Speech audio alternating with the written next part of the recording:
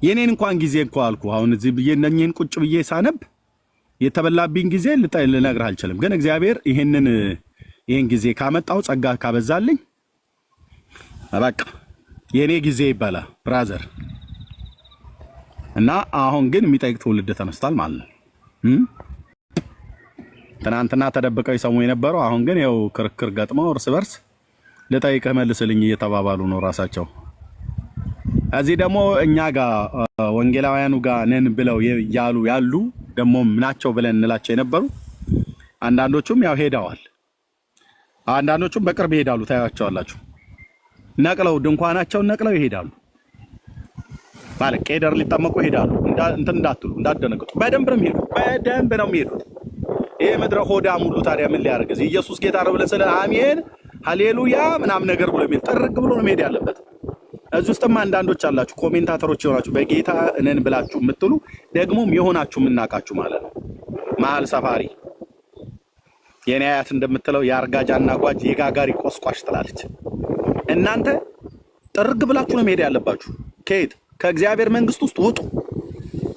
ተቀምጣችሁም አልለማችሁም አልሰማችሁም ወንጌል ህይወትን ያለወጠ ኢየሱስ ህይወትን ያለወጠ ሳታምንበት ኢየሱስ ጌታ ነው ብሎ ሲላን ሰው አሜን አሜን ትላለህ። ግን አምነህበት አይደለም አሜን ያልከው፣ አምነሽበት አይደለም አሜን ያልሽው። ይሄ ምንድነው በአገር ቤት እንደሚባል ቀን እስኪያልፍ አባቴ የገበሬ ያግባኝ አይነት ነገር የሚባል አንድ ፎቃቃ የሆነ ተረት አለ። አንተ እኛ የማንም የገበሬ መጫወቻ ነኝ እንዴ? አሁን ይሄንን ተረት ብለው ቀን እስኪያልፍ አባቴ የገበሬ ያግባኝ፣ ቀንስ ይመጣ ባል ልታገባ እንዴ? የማንም የገበሬ መጫወቻ የሆነችውን ማን ነው የሚያገባው? የማንም የገበሬ መጫወቻ የሆነውን አንቺ ምን ቦታሽ ነው የምታገቢው? ቀን እስኪያልፍ አባቴ የገበሬ ያግባኝ ምናምን ነገር ያለው ልክ እንደዚህ ብለው የሚሉ ጴንጤዎች አሉ። አሁን ቀን እስኪያልፍ ድረስ እኛ ጋር ሊሆኑ የሆነ ነገር ሲሆን ግን እንደው እናት ኩላዊት ቅድስት ስንዱ ምናምን ነገር ብሎ እናት ቤተክርስቲያን ብሎ ሊሄድ ማለት ነው። የምን እናት ቤተክርስቲያን? ማን ቢወልድ እኛ ክርስቶስ ነው የወለደን ብራዘር። ቤተክርስቲያን ማንንም ወልዳ አታስ ብለው የሚለውን ጌታ መጣ የሰበኩት እነሱ ናቸው። እናንተውንስ ምን ሲያረጉ ነበር? ሲተበተቡ፣ ሲጠነቁሉ፣ ሲደግሙ፣ ሲመትቱ፣ መስተፋቅር፣ ድግምት፣ ፓንቷን ቆርጣ አምጣልኝ፣ ከጸጉሯ አምጣልኝ፣ ልብሷ በተሰጣበት ቦታ ላይ ቆርጣ ብታመጣ እና የሆነ ደግሞ የጅብ ቆዳ ማርጋ አብረህ ያይዘህ ብታመጣልኝ ስርስር አድርጌ እንደዚህ አድርጌ አስቀምጥልሃለሁና እጅህ ላይ ጥልልሃለሁ በለው ስንቱን ትውልድ ህይወቱን የጣለ መተተኛና ደብተራ ጠንቋይ ቁጭ ብሎ ይሄንን የጥንቆላ መጽሐፍ ሲጽፍ ነበር የተገኘው። ነጮቹ ናቸው መተው በጃንሆይንም ዘመን በንጉሱም በሚኒልክም ዘመን መተው የሰበኩት ማለት ነው።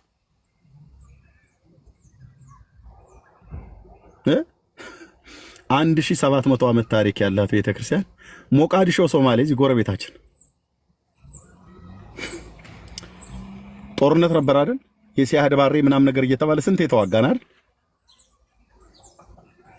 ግን ኦርቶዶክስ ምድሪቱ ላይ ጥንታዊት እንደመሆኗ መጠን ስንት ሚሽነሪዎች ስላከች ሐዋርያዊ መምሪያ ብላ ማለት ነው። ወደ ሞቃዲሾ ስንት ሶማሌ ልካ ስንት ቄሶችን ልካ የወንጌል ስብከት ሰብካ ሞቃዲሾን ለክርስቶስ ማረከች እንዴ? ሱዳንስ ቢሆን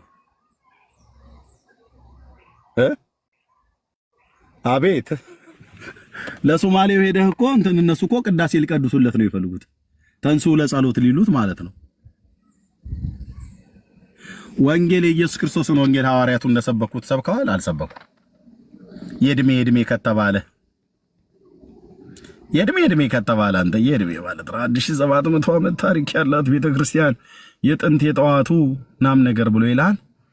ግን 1700 ዓመት ታሪክ ያላት ቤተክርስቲያን ኦኬ፣ የዘመን ርቀት ያላት ቤተክርስቲያን አንድ ጅቡቲን እንኳን ፖፑሌሽኑ ስንት ምንድነው? ሙስሊም ነው። ሶማሌ ሙስሊም ነው። ሱዳን ሙስሊም ነው። አጎራባች ሀገሮቻችን ማለት ነው። ኬንያ የእንግሊዝ ሚሽነሮች ናቸው መተው ወንጌል የሰበኩት ኬንያኖች። እነ መምሬ ተሰማ ቁጭ ብለው ጣላቸውን እየጠጡ ዛሬ ዓመቷ ናት ወለተ ስላሴ በእድሜ በጤና የዛሬ ዓመት ያደርሳችሁ ወገኖቼ እያሉ ማለት ነው።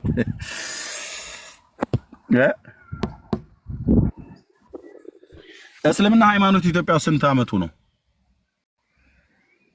አጠቃላይ እስልምና ስንት ዓመቱ ነው? 1400 ዓመት አይደል? 1400 አይደል? አዎ 1400 1450 ወይ ሰምቲንግ አካባቢ ብቻ 1500 ዓመት አልሞላውም ገና እስልምና አጠቃላይ። የኢትዮጵያ ኦርቶዶክስስ ኢትዮጵያስ እንኳን 1700 600 ምናምን ነገር ዓመት ነው።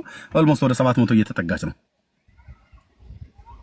ከእስልምና ሃይማኖት ቀድሞ ክርስትናን በመቀበል እድሜዋ እንደው እስልምና ሃይማኖት ከተመሰረተበት ትቀድማለች የኢትዮጵያ ኦርቶዶክስ። በታሪክ እኮ ነው ብየምለ እስልምና ወንጌል ሰብኮ አይደለም፣ ያው በሰይፍ ነው። ሰሜን አፍሪካን ቱርክም ያለው 7ቱ አብያተ ክርስቲያናት እነ ኤፌሶን፣ እነ ሰምርኔስ፣ እነ ሰርዴስ፣ እነ ፊላደልፊያ፣ እነ ሎዶቅያ በሙሉ ዛሬ የሉም፣ ታሪክ ሆነው ቀርተዋል። ሰሜን አፍሪካም የተባለ የሊቢያ ወረዳዎች፣ ሌሎቹ እነ ቱኒዚያ፣ አልጄሪያ ምናምን ነገር የሚባሉት እስልምና ከመምጣቱ በፊት እኮ ክርስቲያኖች የነበሩበት እኮ ሀገር ነው። የነ አትናቴዎስ የነ ማነው አሪዮስ ራሱ የተባለው ሰውዬ እኮ የሰሜን አፍሪካ እኮ ተወላጅ ነው። ሩፎስና እስክንድሮስ የሚባሉት በሮሜ መጽሐፍ ምዕራፍ 16 ላይ የነበሩት የሰሜን አፍሪካ ተወላጆች ናቸው። ስምዖን ቀሬናዊው ከሊቢያ ወረዳ የጌታን መስቀል የተሰከመ ሰው ሰሜን አፍሪካ ነበር፣ ሊቢያ ወረዳዎች ውስጥ ወደ ይሁዲነት ቢገባም ግን ደግሞ ክርስትናንም ደግሞ የተቀበሉ ሰዎች እዛ በጣም ብዙ ነበሩ።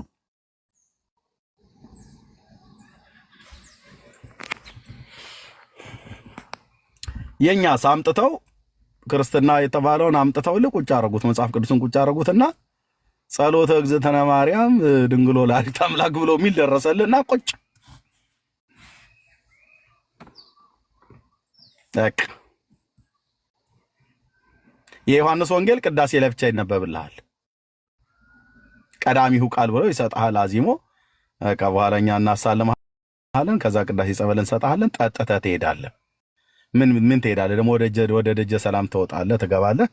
እዛ ቅዳሴ ጸበል ነው። ደጀ ሰላም ግን ስትገባ እናቴ የዶሮ አይን የመሰለ ጠላ አለ፣ ቀንዶ አረቄ አለ።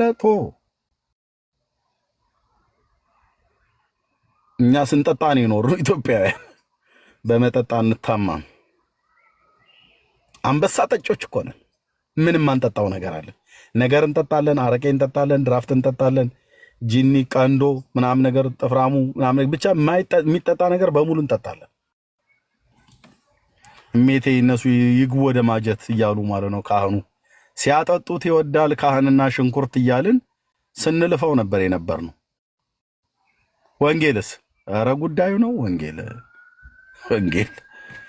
ወንጌል ስብከት አንድ ጎረቤት ሀገር በወንጌል ብርሃናችን መንካት ያቀተናል። እናንተዬ ምን አይነት እኮ ጉደኞች የሆንን በጣም ብርቅዬ የሆን እኮ ነን አይደል?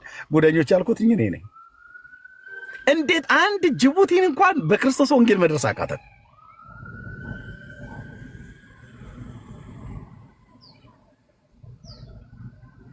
እኔ ኦርቶዶክስን ሳስብ እውነቴን ነው ወንድሞቼ እናቶቼ፣ ከእድሜዋ ርቀትና ከያዘችው የህዝብ ብዛት አኳያ ማለት ነው ሳስብ ያ ጌታ ለአንደኛው 10 ለአንደኛው 5 ለአንደኛው 1 መክሊት ሰጥቶት ሄዳል። አንድ መክሊት የነበረው ምን አደረገው ይላል? ወስዶ ቀበረው። ለምን? ለሁሉም እየነገዱ አትርፈው እንዲጠብቁት ከነትርፉ ጭምር እንዲጠብቁት ነበር።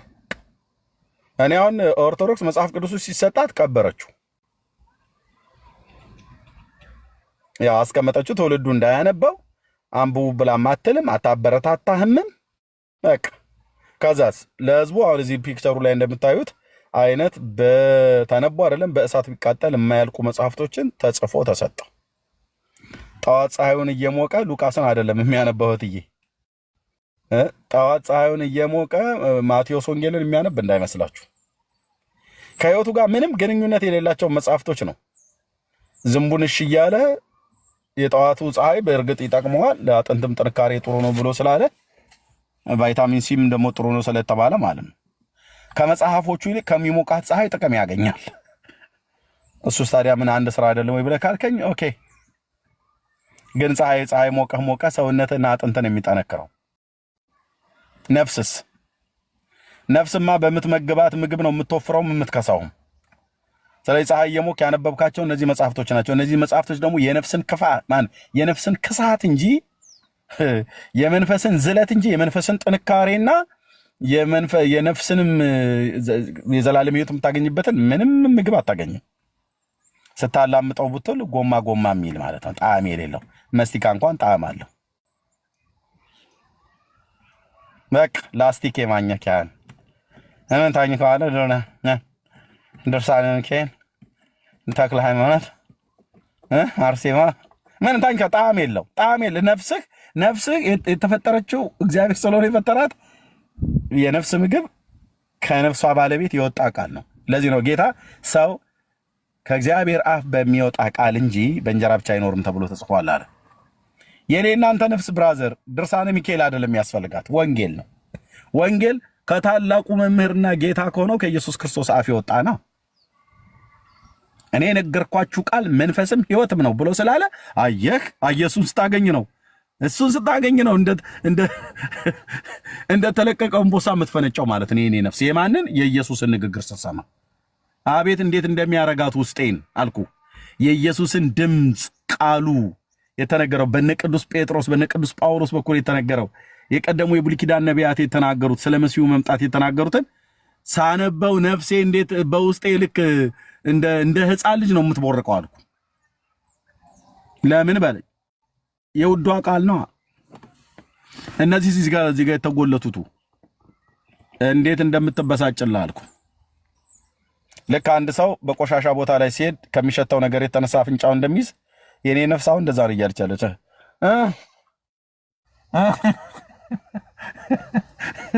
እስኪ ድርሳነ ሚካኤል አንቢ ብዬ ስላት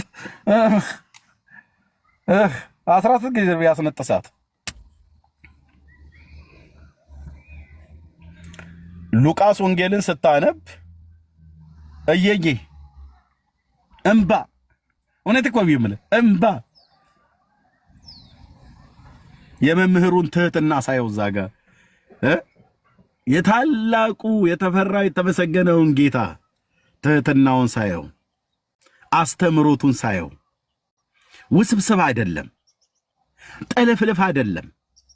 ይሄኛውን እኔ ካልፈታሁላችሁ ብሎ አይልም። በሚገባን ቋንቋን የተነገረን ሁላችን በየትኛውም በኦሮምኛም በአማርኛም በትግርኛም በወላይትኛም በየትኛውም ቋንቋ በእንግሊዘኛውም በአረብኛም በየትኛውም ብተረጉመው ያ የተተረጎመለት ሕዝብ በሚገባው ቋንቋ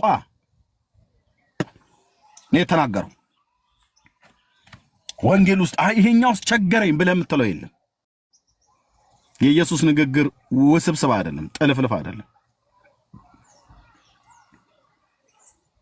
በቃ አሁን ምን ማለት ነው? መዳን ፈልጋለሁ ብለህ ብትል ኦኬ፣ ማን ይሆን አዳኙ? ማን ይሆን ነገስ? እንደው ማን ይሆን ባክሽ ወግዬ፣ ማን ይሆን አዳኙ? እስኪ ትነግሪኛለሽ? እንደው መርጌታስ እንደው አዳኙ ማን ይሆን እንደው ትጠቁመኛለህ ብዬ ሄጄ ሌሎች ወንድሞችን መጠየቅና ሌሎች እህቶችን መጠየቅ እስከማያስፈልገኝ ድረስ ኦኬ አዳኙ ራሱ እንደሆነ ጌታ ወደ እኔ ኑ ብሎ በቃ ወደ እኔ ኑ። አሁን ይሄ ምንም ትርጓሜ አያስፈልገውም። ወደ እኔ ኑ ማለት አንድም ጠላ ይዛችሁ ነው፣ ሁለትም ደግሞ ትንሽ የሚበላም ነገር ይዛችሁ ነው ማለት አይደለም። እሱን ሆዳም የሆኑ አገልጋዮች ካልሆነ በስተቀር ወደ እኔ ኑ። እሺ እና እኔ እኮ እርምጥምጥ ነኝ፣ እቀማለሁ፣ እጠጣለሁ፣ አጨሳለሁ፣ አመነዝራለሁ፣ በዚህ ዓለም የተባለ ክፉ ነገር ሁሉ በሙሉ አድርጌያለሁ። በአጭሩ ህይወቴን ብታየው በጭቃ ውስጥ የቦካን ሰው ነው የምመስለው። እና እንዴት ሆኜ አሁን ወደዚህ ትልቅ ጌታ እንዴት ሆኜ እንደዚህ ከነ ኃጢአት ጭቃዬ ቦክቼ ከእግሬ እስከ ፀጉሬ ድረስ እጄ፣ እግሬ፣ አንደበቴ፣ ሁለንተኔ፣ ነፍስ፣ መንፈስ፣ ሥጋዬ እኮ በሙሉ የረከሰብኝ ሰው ነኝ።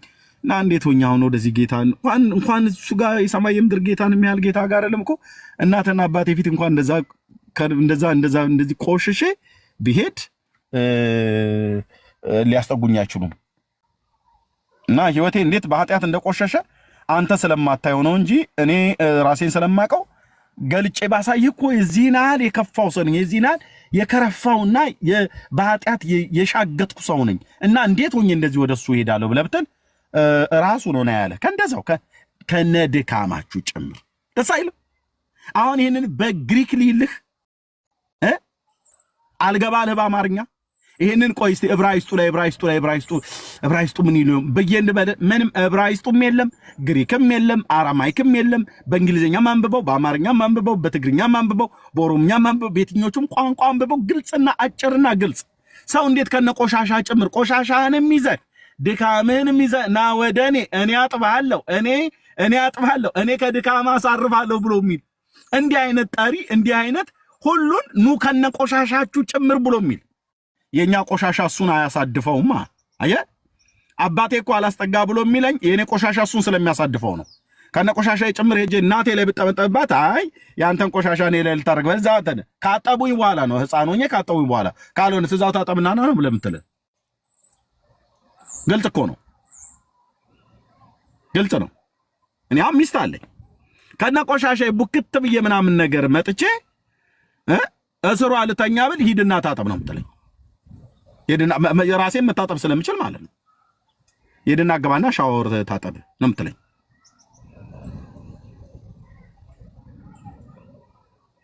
ግልጽ እኮ ነው ብራዘርዬ። ኦኬ ሂድና ታጠብ። ዛሬ ኤርሚ ሩጫ ሮጠህ እንትን ጠረን ተቀይሯል ሂድና ታጠብ ትለኛለች። ወቅ አድርገህ ሂድና ታጠብ ትለኛለች። አየህ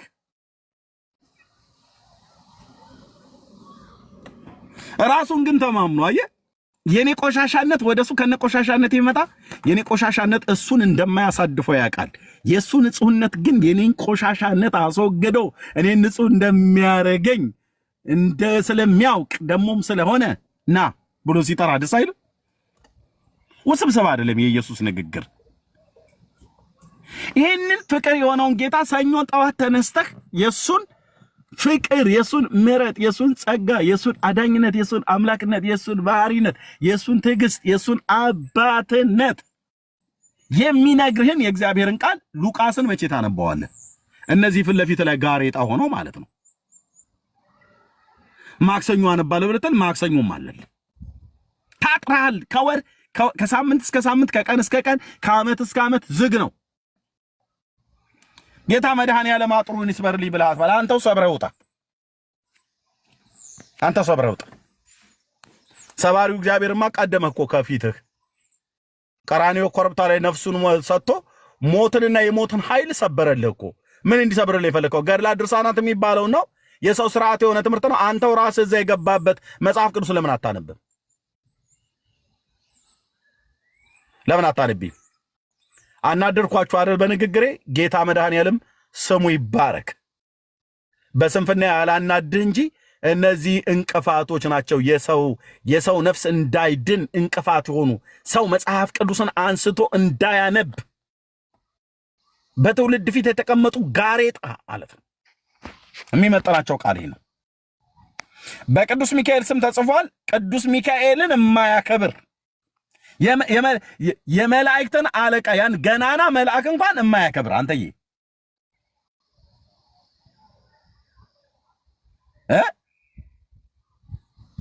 ያዕቆብን በዛ በያቦቅ ወንዝ ላይ እግዚአብሔር በሴት አምሳል ተገናኘው ይላል። ኖ ከፈቹ ይንጫጩ ታያቸው ከፈቹ ወስዬ እዚህ የለም። እዚህ መዝጋት እነሱ ቤት ነው።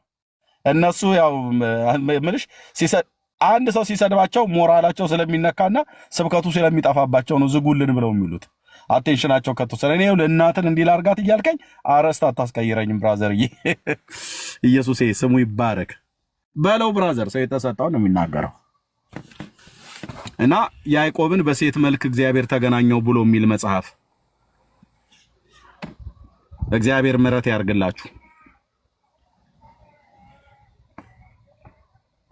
እግዚአብሔር ምሕረት ያርግላችሁ ነው የሚባለው። ምን ሊባል ይችላል? እግዚአብሔርን ሴት አድርገውት ማለት ነው። አሁን ይህን ቅዱስ ሚካኤል ቢሰማ ነው ብዬ የምልህ።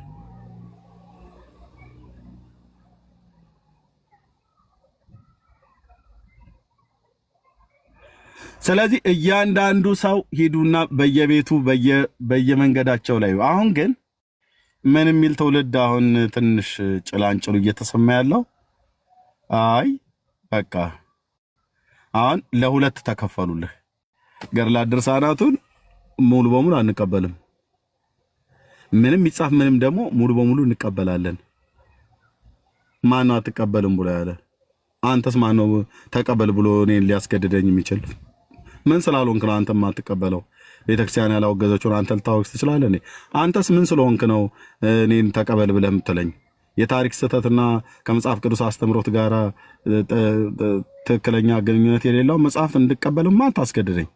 አስገድዳለሁ፣ አታስገድደኝም። ምን ታመጣለህ?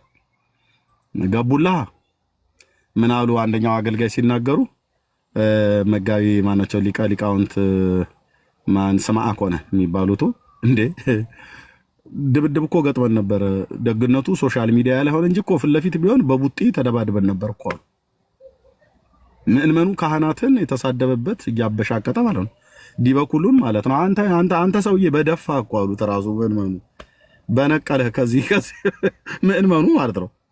ዲበኩሉን ማለት በነቀለህ እርሶ ቄስ አንቀሽቅሾታል እያሉ ማለት ምእመኑ እግዚኦ እና ሊቀ ሊቃውንት ስምዐ ኮነ ሲናገሩ ምን አሉ? ደግነቱ ሶሻል ሚዲያ ላይ ስለሆነ ነው እንጂ እኮ ተላልቀናል አሉ፣ ተደባድበናል አሉ። ኦኬ ምንድነው ያከፈላቸው? ትምህርት። ሌሎቹ ትምህርት አይደለም። አይ አባቶች ሊቃውንቶች ደግሞ ኦርቶዶክሳን ጉራ ለማን? ለጴንጤም ለኔ ማለት ለማን? ለታድሷውያኑ ለማንም አይበጅም። ለማን? እኛ ወገኖቼ ወጥ የሆነ ትምህርት ያለን በአንድ ፓትርያርክ ምንመራ። እውነትህን ነው፣ እውነታችሁን ነው። በአንድ ፓትርያርክ ነው የምትመሩት። አሁን የኢትዮጵያ ኦርቶዶክስ ቤተክርስቲያን በአንድ ፓትርያርክ ነው የምትመራው። በብፁዕ አቡነ ማትያስ ብቻ ነው የምትመራው። አሁን ጎጃም ውስጥ ቅባትና ማናቸው ቅባቶችና ካራዎች ብጥብጥ ላይ አይደሉ እንዴ ያሉት? ቅባቶች ሲኖዶስ ሊያቋቁሙ ደፋ ቀና እያሉ አይደል? ከትግራይ አሁን ሲኖዶስ ጋር ሰላም ናችሁ? በአንድ ጳጳስ ነው የምትመሩት። ትምህርታችሁ አንድ አይነት ነው? አንድ አይነት ነው ወይ? እንደውም አንዳንዶቹ አይ ምን እንዴ እምልህ ማለት እንትና ተጋጩ እንጂ እኮ ትምህርታችን አንድ ነው ይላሉ። 20 ሊቃውንት በማርያም ትምህርት ጉዳይ አይናችን ነሽ ማርያም አንቺን አይንኩብን ብላችሁ ያላችኋት በአይናችሁ በማርያም 20 ሊቃውንት ተጠይቀው 20 የተለያየ ትምህርት። እግዚኦ ውርደት። እንደው ለምን አንዷን ቀነስኳት? በዕለቱ ነው ደግሞ አይደል? 21 በዕለቷ በማርያም አይደል? የሊቃውንቱን ብዛት 21 በዕለቷ በማርያም እኔ ስለ ማርያም ተጠይቀው 21 አይነት ነገር የሚያወሩ ሊቃውንት አይናችን ነሽ ማርያም አንቺን አይንኩብን የተዋህዶ ልጆች እንወድሻለን። ኦኬ በምትወዷት በማርያም እንኳን ለምን ለሁለት ተከፈላችሁ? ጥንታ አብሶ አለባት የለባት? የወደቀውን ስጋ ነው ያዘችው አይደለም? እሺ መርጌታ ቀጥል ወንድሜ። መምህራኑ ለምንድን ነው 21 የሆኑበት ምክንያት? 21 የተባለው 21 ብቻ አይደለም፣ 40 ቢጠየቁ 40 አይነት ነው መልሱ። ለምንድን ነው እንዲህ ሆነው? እያንዳንዱ ሊቃውንት ራሱን ማስከበርና የተለየ ነገር ይዞ መገኘት አለበት። የተለየ የንታገሌ እንዲህ ነው የሚፈቱት እንዲባል በራሱ ፈጠራ ይሄዳል። ስለዚህ እያንዳንዱ መምህሩን ተከትሎ ነው የሚሄደው። መምህሩን መስሎ ነው የሚሄደው። በአቋቋሙም ከሆነ የጸናጽል አጣጣሉን እንደ መምህሩ፣ የመቋሚያ አወዛወዙም እንደ መምህሩ፣ የራሱ እንቅስቃሴም እንደ መምህሩ። ስለዚህ 40 መምህራን ቢኖሩ 40 አይነት እንቅስቃሴ። ልክ በትርጓሜ መጽሐፍትም እንደዚሁ ነው። አሁን መጋቤ ብሉይ አይመረና ቀሲስ ዲበኩሉ እስከ ዛሬ ድረስ ድብድብ እየተባለ ያለ ምንድን ነው?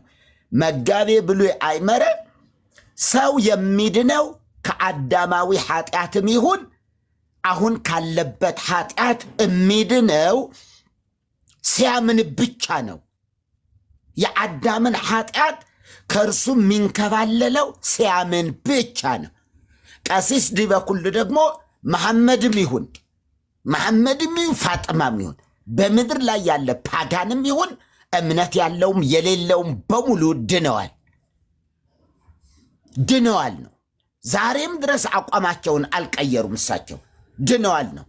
ታዲያ በምንድን ነው የሚኮነነው? አሁን በሚሰራው ኃጢአት እንዴ? ከአዳማዊ ኃጢአት ድነዋል ከተባለ እኮ ለምንድን ነው ሕፃን ልጅ ሲታመም እኔ ብሆን የምጠይቃቸው ይሄ ነበር። ሕፃን ልጅ የ40 ቀን ወንድ ልጅ በ40 ቀኑ ነው የሚጠመቀው። ለምን? ከአዳማዊ ኃጢአት ቁራኝነት የሚባል አለ። የዲያብሎስ ቁራኝነት ይባላል። ቁራኝነት ማለት ምን ማለት ነው? እኛ ያንተ ባሪያዎች ነን ብለው አዳምና ሔዋን ስመ ግብርናቸውን ጽፈው የሰጡት ደብዳቤ ይዘዋል። ሰይጣን ደብዳቤ ያዘ። እንዲሁ እባክህን እንዲሁ ከመጀመሪያው ተቋለ ኤርሚ እባክህን መከራው በዛብን፣ መከራ አቅልልልን እንጂ ምን አደረግን እባክህን ብለው በሰይጣን እግር ስር ወድቀው ተደፍተው አዳምና ሔዋን ሲለምኑት እንዳቀልላችሁ ትፈልጋላችሁ? አዎን እንፈልጋለን። አንድምታው ላይ አዎን እንፈልጋለን። መቅድም አንድምታ ላይ አዎን እንፈልጋለን። የምትፈልጉ ከሆነ አዳም ገብሩ ለዲያብሎስ፣ አዳም የዲያብሎስ ባሪያ ነው ብለህ ጽፈህ ስጠኝ። ሔዋን ደግሞ አንቺ ደግሞ ሔዋን አመቱ ለዲያብሎስ፣ ሔዋንም የዲያብሎስ ባሪያ ናት ብላችሁ ስመ ግብርናችሁን ስጡኝ አላቸው። ሰጡት። ከዚያ ዘር ማንዘራቸው በሙሉ በዚች ደብዳቤ ምክንያት የዲያብሎስ ዘር ሆነ፣ የዲያብሎስ ልጅ ሆኗል። አሁን ደብዳቤ በእጁ ይዟል። ለዚህ ነው ውዳሴ ማርያም ደራሲም ወሰጠጠ የአዳምና የሔዋን የዕዳ ጽሕፈታቸውን ደመሰሰ። የትኛው የዕዳ ጽሕፈት? ይህንን ብለው የሰጡት ጽፈው ሰጥተውታል በእብነ በረድ። አያ ቤተ ክርስቲያን እንዴት እንትን እንዳለ ጽሕፈት የተጀመረው ሄኖክ ነው ትልና፣ ግን ታዲያ አዳምና ሔዋን እኮ የዲያብሎስ ባሪያ ብለው ደብዳቤ ሰጥተውታል ሲባል እንግዲህ እሱ ምስጢሩ እግዚአብሔር ይወቀው ይልሃል። ከዛ ደግሞ እና በዚህ ምክንያት ስለዚህ አንድ ሕፃን 40 ቀን ሳይሞላው ከታመመ በዚያ በዲያብሎስ ቁራኝነት ምክንያት በደብዳቤው ምክንያት ገንዘቤ ነው ይሄ ልጅ ሀብቴ ነው ብሎ ወደ ሲኦል እንዳይወስደው በ20 ቀኑም ቢሆን ይጠመቃል፣ በ10ኛ ቀኑም ቢሆን ይጠመቃል። ከ8 ቀን በፊት ነው መጠመቅ የሌለበት። ከ9 ቀን ጀምሮ ለሞት የሚያበቃ ኃጢአት ቢኖርበት ምን በሉት ነው የሚለው? አጥምቁት። ለምን? ከቁራኝነት ለመላቀቅ አዳማዊ በደል አለበት በሚል ይሄ አሁን እንትና ማን ነው? ቀሲስ ዲበኩሉ በምንም ሊፈቱት አይችሉም፣ አይቀበሉትም። ለምንድን ነው የማይቀበሉት? አዳማዊ ኃጢአት የለም ብለው ስለሚያምኑ። በዕለተ ዓርብ ክርስቶስ በሚሰቀልበት ጊዜ በሙሉ የትውልድን ሁሉ ኃጢአት ወስዶታል። እስከ ዕለተ ምጽአት ያለው ሰው ሁሉ አዳማዊ ኃጢአት የለም። ዛሬ ላይ አዳማዊ በደል የለም። ግን እኮ ደግሞ የወር አበባ እኮ የአዳም በደል የሔዋን እንትን ነው ተብሎ አይገቡም እኮ ሴቶች። መከራቸው ስቃያቸው ነው የሚያዩ። ዝናብ እየጠፈጠፋቸው ዝናብ እየመታቸውም ቢሆን የሆነ ዛፍ ስር ሆነው ቅዳሴያቸውን ያስቀድሳሉ እንጂ እና ምንድን ነው ይኸው አይመረ ግን ለተቀበሉት ነው የሚለው። ወእለሰ ተወክፍዎ ወሀቦሙ ስልጣነ ወለደ እግዚአብሔር ከመ ይኩኑ ለእለ አምኑ በስሙ። ለተቀበሉት ሁሉ ግን ነው የሚለው። ሳይቀበሉት እንዴት የኃጢአት ስርየት ሊያገኙ ይችላሉ? አዳማዊ ኃጢአትም ቢሆን የሚወሰደው የሚነሳው ሲያምን ነው። እስኪያምን ድረስ አለበት።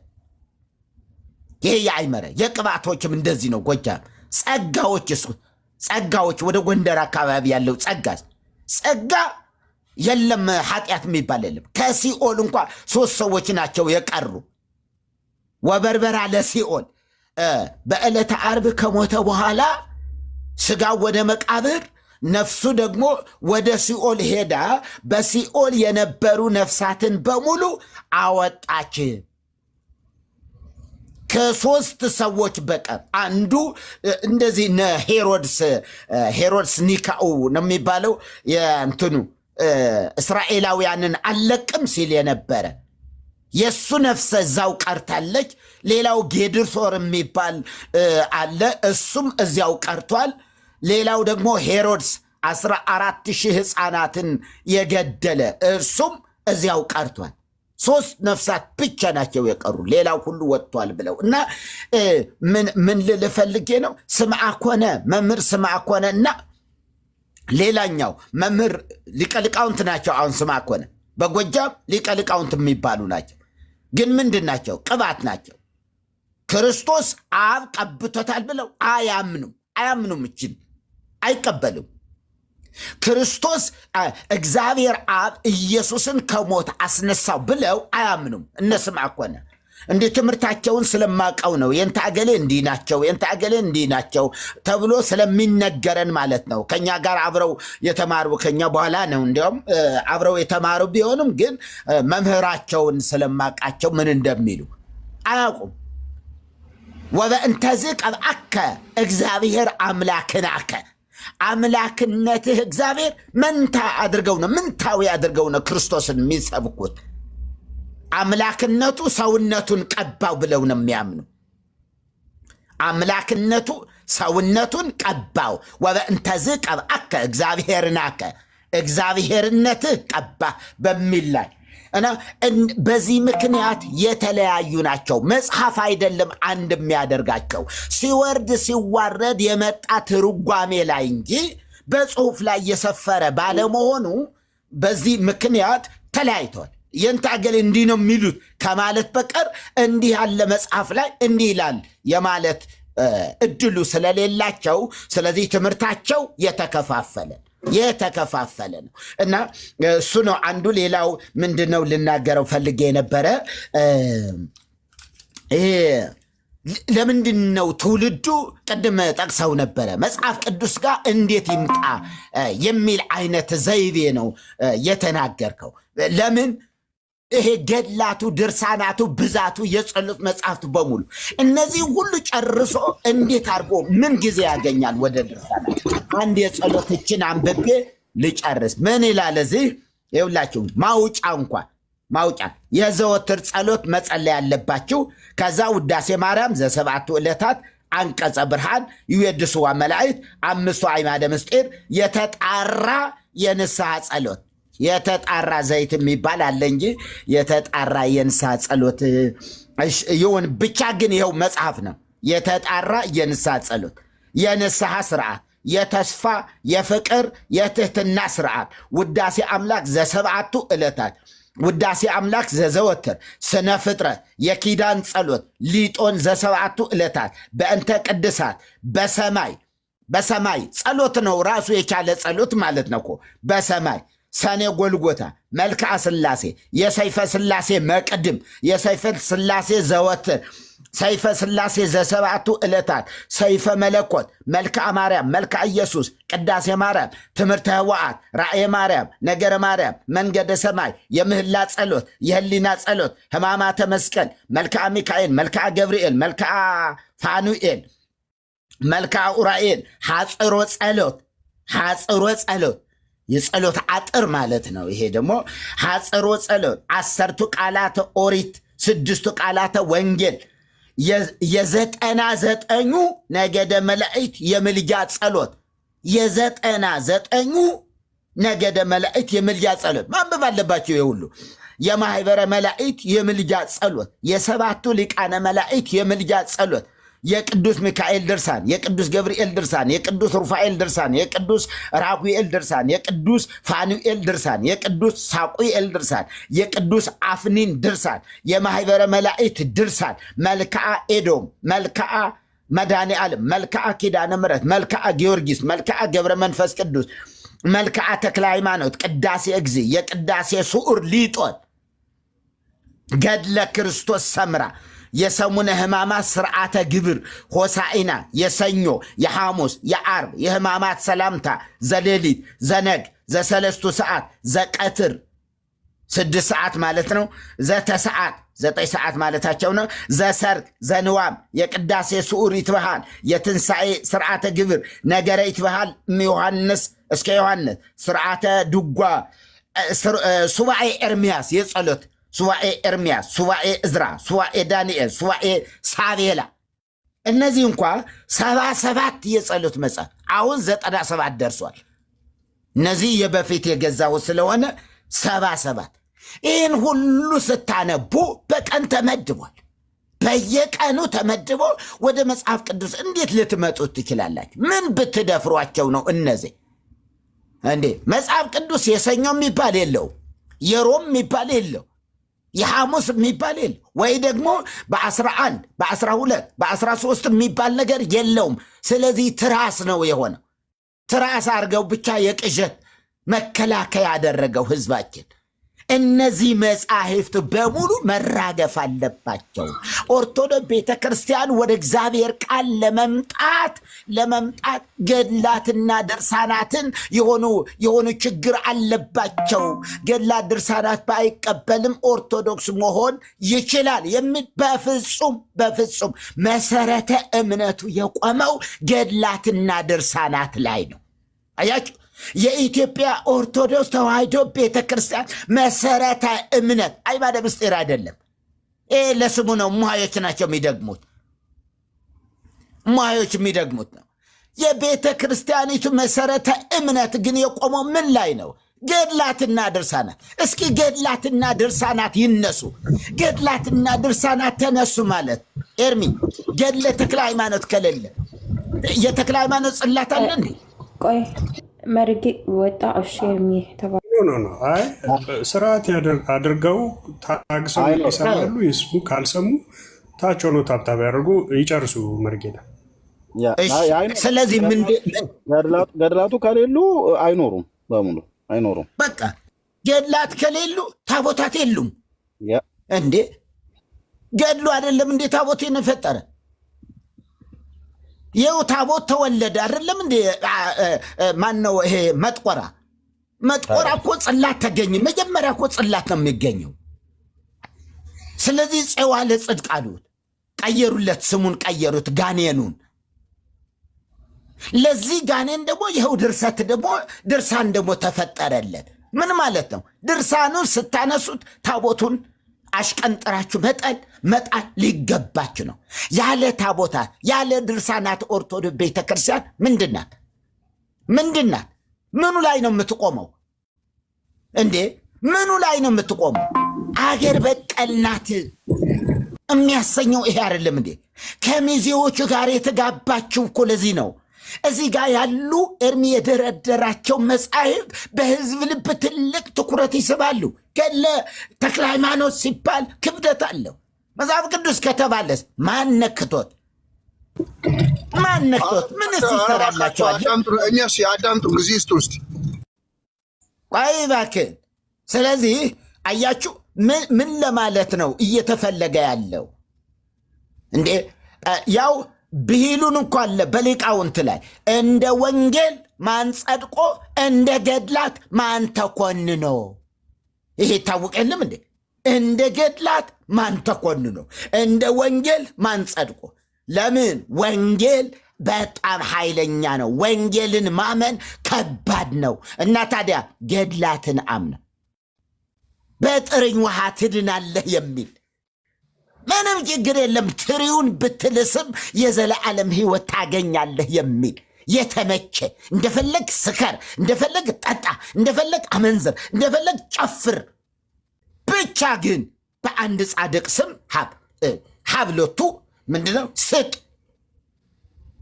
ምን ስጥ? ምጽዋት።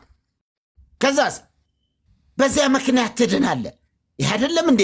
ህዝብ ወደ ንስሐ እንዳይመጣ ከኢየሱስ ጋር እንዳይታረቅ በኢየሱስ በኩል የተደረገውን የእግዚአብሔር ምሕረት ወደ ጎን ትቶ በራሱ መንገዶችን እየቆፈረ ያለው ህዝቡ ከምን የተነሳ ነው እንዴ? ለዚህ ነው እኮ መጽሐፍ ቅዱስ መከራከሪያ ዱላ ቀረሽ የሆነ እንትን ማድረግ ነበረበት ለቤተ ክርስቲያን። የቤተ ክርስቲያን ራስ፣ የቤተ ክርስቲያን ህይወት የእግዚአብሔር ቃል መሆን ሲገባ ገድላት ላይ ማለት ምን አመጣው? ቤተ ክርስቲያን የተመሰረተች ስለሆነ አይደለም እንዴ? ለምንድን ነው የሁሉ ክርክር? ለምንድን ነው ማርያምን ጥንተ አብሶ አለባት የለባትም የሚል ሚሊዮን ካህናት በሙሉ እንዲሁ እንትን የሚያደርጋቸው? ለምን እንደዚህ ያስፈለገ? ሰው አይደለችም እንዴ? አንዳንዱ ከእናቷ ማህፀን ጀምሮ አነጻት፣ አንዳንዱ ደግሞ አቀባ፣ ሌሎች ደግሞ አንጽሐ። በሚቀበሉበት መዓት ነገር ነው። መዓት ነገር ሊቃውንቱ በዚያው ልክ ስለሚለያዩ፣ አብዛኛው ግን አለባት ብለው እነ አቡነ መርቆሬዎስ እነ አቡነ ጳውሎስ የሞቱት አቡነ መርቆሬዎስ አቡነ ጳውሎስ ይህ መጽሐፍቶቻቸው ከፍቼ ሳሳያቸው አልነበረም እንዴ? እነ መጋቤ ብሉይ ሰይፈ ሥላሴ በጣም ትልልቅ ሊቃውንት የተባሉ በሙሉ ሰው ናት እና በብስራተ ገብርኤል ጊዜ አነጻት። አንጽሖ ሥጋሃ ሀደረ ላዕሌሃ፣ ሥጋዋን አንጽቶ በእርሷ ላይ አደረ የሚሉ በርካታ ናቸው። እና እንደዚህ ስለዚህ ገድላት ላይ ዝም ብሎ ቀላል እንዳይመስላችሁ። ገድላትን መዋጋት ማለት የእግዚአብሔር ሰይፍ ማንሳት ማለት ነው። ቀላል አይደል። የእግዚአብሔር ሰይፍ ማንሳት፣ እነዚህን ማቅለል እንዴ። ለዚህ ነው እኮ አሁን ጠቅላላ የሚገርማችሁ አሁን ቲክቶክ ላይ ምናምን ነገር ብዙ ሊቃውንትም ይሰማሉ።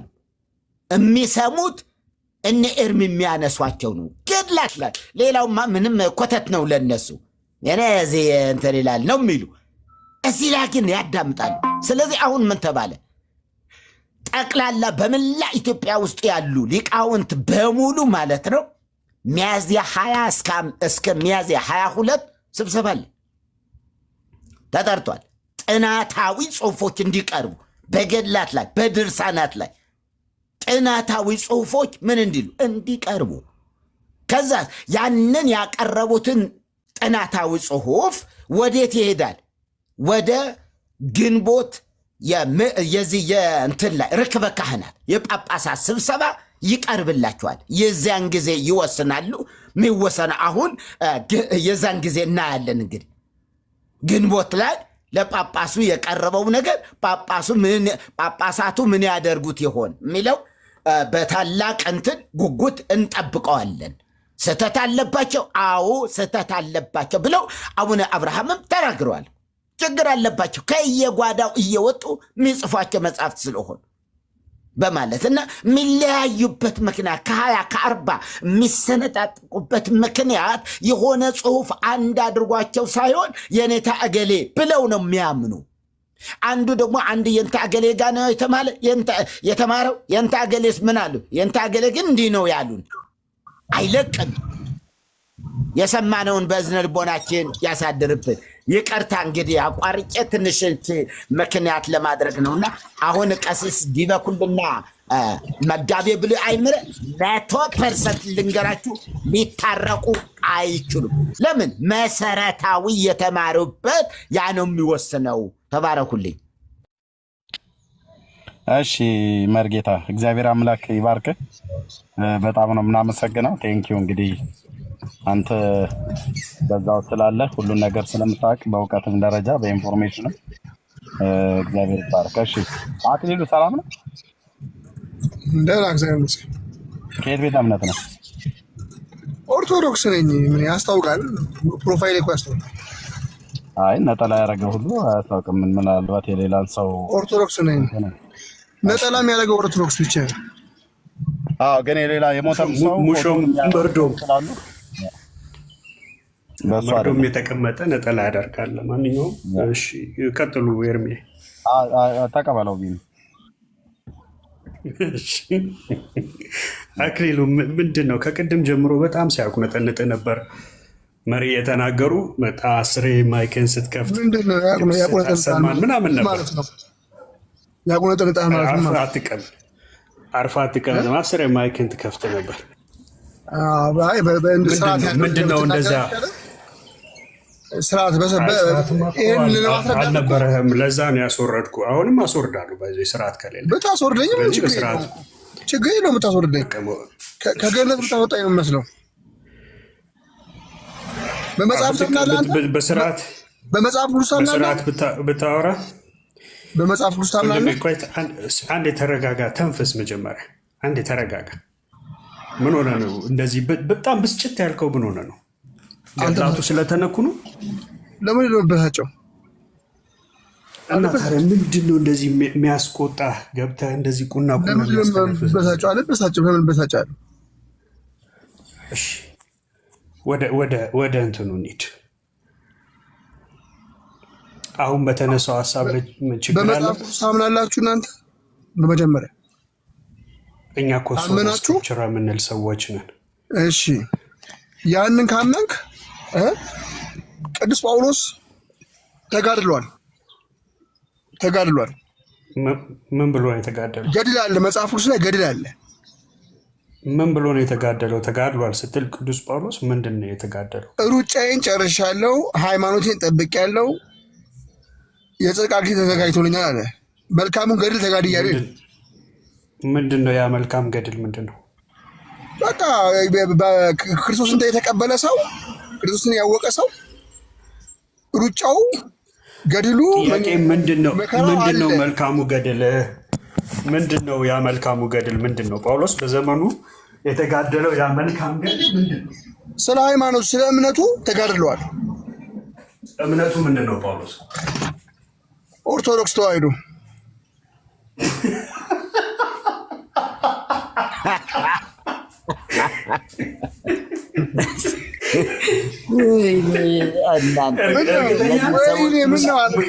እኔ እንደዛ ነው የማውቀው።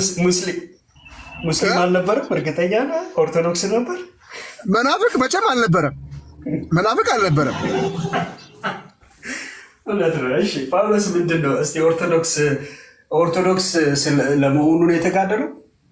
በዛ ነው የተጋደለው ጳውሎስ እኮ ይኸውልህ ወንድሜ በጥምቀት ያምናል፣ ተጠምቋል። ጥምቀት ለድነት እንደሆነ ያምናል። ጥያቄ ላንተ አሁን ልንገርህ፣ ከዛ በኋላ ትነግረኛለህ አንተ። ጮክ ወንድም አንዴ እየተደማመጥን ልንገርህ። አንዴ ቆይ እንዴ ነገርከኝ እኮ ኦርቶዶክስ ስለሆንን የተጋደለው አልከኝ። ኦርቶዶክስ ነው እውነተኛ ቀጥተኛ ማለት ነው። ኦርቶዶክስ ማለት ለዛ ነው የተጋደለው አልከኝ። አሁን አንተ በቃ ማስረጃ ትሰጠኛለህ። ጳውሎስ በጥምቀት አምኗል ኦርቶዶክስ። ቆይ ስለ ጥምቀት እንመጣለን ወንድም አለ። አሁን ጳውሎስ ብለህ ከዛ ጥምቀት ምናምን ካልከኝ ያው ብዙ ነገር ውስጥ ልንገባ ነው። መጀመሪያ ጳውሎስ ኦርቶዶክሳዊ ስለመሆኑ ወይንም የተጋደለው መጋደል ያ ኦርቶዶክስ ሃይማኖቱን ሊያስጠብቅ ስለመሆኑ ማስረጃ ስጠኝና ከዛ ወደሚቀጥለው ሄዳለን። ችግር የለውም። ይኸውልህ ስጋው ደሙን አማናዊ ነው ብሎ ያምናል። ጥምቀት ለድነት ብሎ ያምናል። ቆይ ልጨርስ። አሁን ተናገርክ አይደለ? ኧረ በእናትህ ስትናገር ሰማሁ አይደለ? እኔ የምትሰማኝ ከሆነ ልናገር። ማስረጃ እየጠበቁ ነበረ እኮ ጥምቀት ለድነት የሐዋርያት ሥራ 22 ላይ ምንድን ነው ያደረገው ጳውሎስ? ሐናንያ ምንድን ነው ያደረገው? ወደ ሐናንያ ሂድ አለው ጌታ። ሂድ ወደ እዛ አለው። እዛው አድኛለሁ አላለው። ሄደ። ምን ትጠብቃለህ አለው። ፍጠን፣ ተጠመቅ፣ ከኃጢአትም ታጠብ አለው። ይህን የኦርቶዶክስ አስተምሮ ነው። ይሄ ከኃጢአት መታጠብ በጥምቀት እንደሆነ፣ አዲስ ፍጥረት መሆን በጥምቀት እንደሆነ ይሄ የኦርቶዶክሳዊ ትምህርት ነው። ኦርቶዶክስ ነው ያልኩት። ችግር የለውም። ለዚህ ነው ኦርቶዶክስ ነው ያልኩት። ለዛ ነው ስጋው ደግሞ ያ ስጋ ደም ዕዳ አለበት ይላል። ወንድሜ እንደማመጥ ወይስ ዝም ብለህ ማውራት ነው የምትወደው? እሺ ዝም ብለህ ማውራት የምትወድ ከሆነ ወይ በቃ እኔም ማይክ የሚዩት ላድርግና ይሄው እዚህ ውስጥ 499 ሰው አለ፣ ኦልሞስት 500 ሰው። እሺ ላውራ። ዝም ብለህ ወይ አውራና ከዛ አውርተህ ስትጨርስ መውረድ ትችላለህ። ቴንክ ዩ። እሺ የኔ መጀመሪያ ጥያቄ ምንድን ነው? ከፈቀድክለት እኔ አንድ ጥያቄ ልጠይቀው፣ አንተ ከፈቀድክለት እንዲያወራ። ሩጫዬን ጨርሻለሁ ነው ያለው አይደለ? አክሊሉ ሩጫዬን ጨርሻለሁ ነው ያለው? አዎ ሩጫዬን ነው ሩጫውን ነው የሚለው? ሩጫው ማለት በምድር ላይ የነበረውን ገድል ነው። የተጋድሎውን ነው። ስማ አገልጋይ የራሱን ሩጫ አይሮጥም። ድነት አገልጋይ የራሱን ሩጫ አይሮጥም። ይኸውልህ ድነት ቅጽበታዊ አይደለም። ይኸውልህ ሩጫዬን አይባልም፣ ሩጫውን ጨርሻለሁ ነው ያለው። አገልጋይ የራሱን ሩጫ አይሮጥም። እሺ የሚሮጠው የተሰጠውን የወንጌል አደራ ነው። እዚህ ጋር ራሱ በጣም ስተሃል። ሩጫዬን አይልም፣ ሩጫውን መቃብር ላይ የሚጻፉትን ሩጫዬን ጨርሻለሁ ብል ሩጫውንም ይኸውልሽ ሩጫውን ብትይው ከአሳም ጎዝ ታያስቀይረው ምን ያስቀይረው ከሱ በፊት ጌታ የተቀበለ ቢሆን ስለሆነ ኦኬ ሉቃስ ለማን ያስኩ ነው እንጂ መጽሐፉን ሳያስኩ እንጂ አሳይህ ነበር። መጽሐፉን በእጅ አላስኩትም። እሺ ሉቃስ ለማን የጻፈው ነው ያልኩ እንዴ? ምን ማለት ነው? ለማን የጻፈው ሉቃስ? ለቤተ ክርስቲያን ነው የጻፈው ወይስ ለግለሰብ ነው የጻፈው ወይ ለሁለት ሰዎች ነው የጻፈው? ሲጽፍ ሉቃስ ለቤተ ክርስቲያን ነው እንጂ ቤተ ክርስቲያን ለቤተ ክርስቲያን የሚጻፈው እንጂ ለግለሰብ ይጻፋል እንዴ? ገደል ወይም ደግሞ የሐዋርያት ሥራ ለግለሰብ ይጻፋል? ለሁሉ ነገር ለቤተ ክርስቲያን የሚጻፈው። ይሄንን እንኳን ሳታቅ ነው። አሁን ክፈቱለት ኮሜንት። ይሄን ሁሉ ሳታቅ ነው አይደል? ገብተው ዋይ ዋይ ዋይ ዋይ ዋይ ዋይ። እሺ ያወቀውን ተናገር እስኪ። ምንድን ነው የምትናገረው? እስኪ ያው ገባ ዋይ ዋይ የምትለው ዋይ ዋይ ከማለት ኦኬ። አሁን ዋይ ከማለት ሚዩት አድርግ። መጽሐፍ ቅዱስ ላይ አለ። አየሁ አይደለ? መጽሐፍ ቅዱስ ላይ ራሱ ገድል አለ። ወንድሜ እየሰማኸኝ ነው? ሚዩት አድርግ ብዬ ስልህ ገደል ትላለህ። እናንተ ገደል እያወራህ ራሱ ማለት ነው። ገደል አትሳደብ። በቃ አሁን ይሄ እንግዲህ ሁለተኛ ጣቢያችሁ መገለጫችሁ ነው። እሺ ቅዱስ ሉቃስ ነው የጻፈው። ከዚህ በኋላ ካንተ ጋራ እውነተኛ ኦርቶዶክሳዊነትህ ስለተገለጠ በሚገለጥበት ማለት ነው ስለተገለጠ ይሄንን ለስንፍና አላሳይህና እታች ወርደህ ታብታብ ታደርጋለህ። ብራዘር ካንተ ጋር ማንም ጮህ የለም። ከሌሎች ጋር መንቀጥ ይሻላል። ጸሐፊው ቅዱስ ሉቃስ ነው የጻፈው። የሉቃስ ወንጌልና የሐዋርያት ሥራ ነው የጻፈው ለአንድ ግለሰብ ነው። እሱ ለቤተክርስቲያን ነው ብሎ አለ። ውሸታም ነው። ሄደህ ውዳሴ ማርያምህን ድገምታች ብራዘር። እዚህ ምንም በማታውቅበት አትበል። መጽሐፍ ቅዱስን ቅዱሳት መጽሐፍትን በመጀመሪያ አጥና። የከበረ ቴዎፍሊዮስ ለተባለ ሰው ነው የጻፈለት። እታች ውረድ። ቴዎፍሊዮስ ሆይ ብሎ ማለት ነው። ለአንድ ግለሰብ ነው የተጻፈው። ኦኬ። ጸሐፊው ቅዱስ ሉቃስ ነው። የሐዋርያት ሥራና የሉቃስን ወንጌል ሲጽፍ ሁለቱን መጽሐፍ የጻፈው ሉቃስ ነው። ሉቃስ እሱ ከጌታ ሐዋርያት መካከል ነው አለ። ውሸት ነው። የጌታ ሐዋርያ አይደለም። ከ12 ሐዋርያት ውስጥ የለም ሉቃስ፣ የለበትም ስሙ። ኦኬ። ስለዚህ ያው ሉቃስ ወንጌል ሐዋርያት ሥራ መጽሐፍ ምዕራፍ 1 ቴዎፍሊዮስ ኢየሱስ የመረጣቸው ሐዋርያትን በመንፈስ ቅዱስ ካዘዛቸው በኋላ እስካረገበት ቀን ድረስ ያደረገውን ያስተምረው ዘንድ ስለጀመረው ሁሉ መጀመሪያውን ነገር ጻፍሁ ይላል። ለማ ቴዎፍሊዮስ ለተባለ ሰው ማለት ነው። ለቤተ ክርስቲያኑ ለግለሰብ የጻፈው ይመስላል። ለቤተ ክርስቲያኑ የግለሰብ እንጂ ይጻፋል አለ። ወሪያም እንላለን። ሉቃስ ወንጌል መጽሐፍ ምዕራፍ 1 ለከበረ ቴዎፍሊዮስ የከበርህ ቴዎፍሊዮስ ሆይ ለግለሰብ ነው የተጻፈው። ልብ በሉ።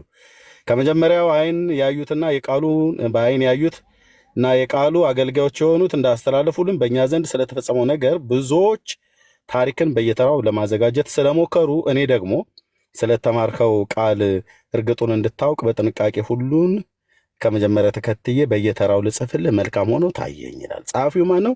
ቅዱስ ሉቃስ። ግሪካዊው ለማን የጻፈው? ቴዎፍሊዮስ ለተባለ ግለሰብ ማለት ነው።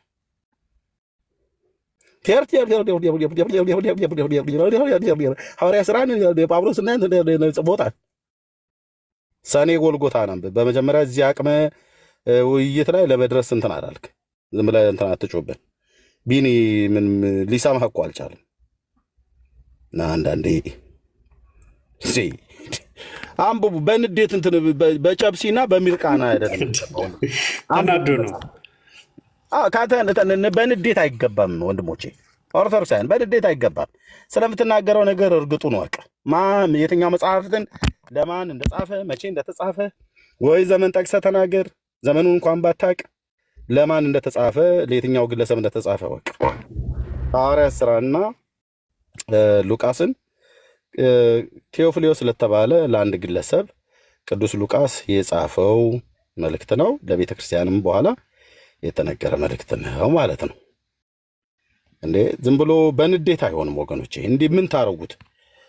እነዚህ መጽሐፍቶች ተመቱባችሁ እኮ አድቀቀን ላይነሱ ገለባ መሆናቸውን በሰዎች ፊት አሳየናቸው። አሁን ጦዘ ማለት ነው። አባቶች ሁሉ እኮ ገና ሚያዝያ ላይ ሊሰበሰቡ ነው በእነዚህ መጽሐፍቶች ጉዳይ ማለት ነው።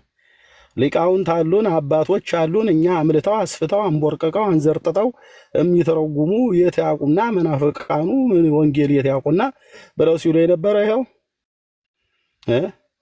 ኤርሚያስ ገድላት ድርሳናት ውስጥ እየተደበቀ ወንጌል የት ያውቅና መጽሐፍ ቅዱስ አያውቅ ብሉያትን አዲስ ኪዳንን አያውቅ ሲሉ የነበረ ሁሉ ባልቴቱም ሽማግሌውም ማለት ነው ፍንዳታውም ጎረምሳውም ስትፈነጭ የነበረ አሁን አባቶች ሁሉ ተጠራሩበት ማለት ነው። ለቃው ለአባቶች ትራንስፖርት ማምጫ ብለው ሊቃውንት ጉባኤ ከ7 እስከ 9 ሚሊዮን ብር ድረስ ያስፈልገናል ብለዋል። እውነት የትራንስፖርት ክፈሉላቸው። አንዳንዶቹም አሁን ከጎጃም ከጎንደር ከትግራይ ስለሆነ የሚሄዱት በባስ መሄድ አይችሉም። ወደ አዲስ አበባ ይሰብሰቡ። አንደኛ ዝክረ ኒቂያ ነው። የኒቂያ ጉባኤ የተደረገበት 1700 ነው ምናምን ነገር ዓመትኛ ነው ይመስለኛል። አዎ 1700 ዓመት ዝክረ ኒቂያ ነው። እሱን መታሰቢያ በማድረግ ነው። ከእሱ ጋር አብሮ እግረ መንገድ በመሄድ ማርያም ጥንተ አብሶ አለባት የለባትም ገድላት ድርሳናቱስ እንዴት ይሆኑ መናፍቃኑ እየገለጡ ግማሾቹ በመጽሐፍ እንደነ መርጌታ አይነቶቹ ማለት ነው። መርጌታ እኮ ጨፍጭፎ እኮ ነው የጣላቸው። ባይዘው መርጌታ የላክልኝ መጽሐፍቶች ደርሰውኛል፣ ዛሬ ተቀብያለሁ። እግዚአብሔር አምላክ ይስጥልን ወንድማችን። ያንተ መጽሐፍቶችንም ጭምር ስለላክልኝ በጣም ደስ ብሎኛል በጣም እና መርጌታ አሁን እዚህ የምታዩት መርጌታ ከ14 በላይ መጽሐፍት ነው የጻፈው። በ14 በላይ መጽሐፍት ማለት አንክቶ ነው የጣላቸው። አንቱ የተባለ መምህር ነው። አንቱ የተባለ ሊቅ የተባለ ማለት ነው። እዚህኛ ጋር ቲክቶክ ላይ ስላገኘው ነው አንቱ የተባለ አልኩ። ዝም ብሎ ተራ መርጌታ እንኳን አይደለም፣ አስተማሪ ጉባኤ ዘርግቶ የሚያስተምር ማለት ነው። ብዙዎችን መርጌቶች ብዙ ሊቃውንትን ያወጣ ማለት ነው። እና አሁን ጫጫታው በዛ ማለት ነው። መንጫጫቱን ትታ አሁን ልቅ ትናንትና እነ ኢዮብ ዘሚካኤል ሲሰድቡን እኮ ነበር። አውጥተን ታምረ ማርያም ላይ ያሳየናቸው በካሜራ እያሳዩን። ታምረ ማርያም ላይ ማርያምን በደማስቆ የጠራችው እመቤታችን ነች ይላል፣ አሳይተውናል መናፍቃኑ አሉ። እና ውሸት ነው ባካችሁ ስክሮል እያደረጋችሁ ለፉ አሉ። የኤርሚያስን ፔጅ ስታዩት ራሱ አክሊለ ስክሮል እያደረጋችሁ ለፉ አለ። የዳንኤልና የሱን ስታዩ ስክሮል እያደረጋችሁ ለፉ፣ አትግቡ፣ አታናግሯቸው ምናምን ነገር ብለዋል። አሁን ራሱ ኢየቡዘ ሚካኤል ትናንትና እኛ ይዘን እንሞግት የነበረውን አሁን መሞገት ጀመረልህ። ምን እያለ እንዲህ እያለ ምን እያለ አለበት ብሎ ሰው ካመነ ስህተት መሆኑን እያወቅ ተቀበል የሚል አንዳች ነገር የለም። ካለ ለምሳሌ እኔ ጥያቄ አቀርባለሁ። ቶሚ ጠይቀኝ ስላለ ቶሚ ጥያቄ ላቀርበልህ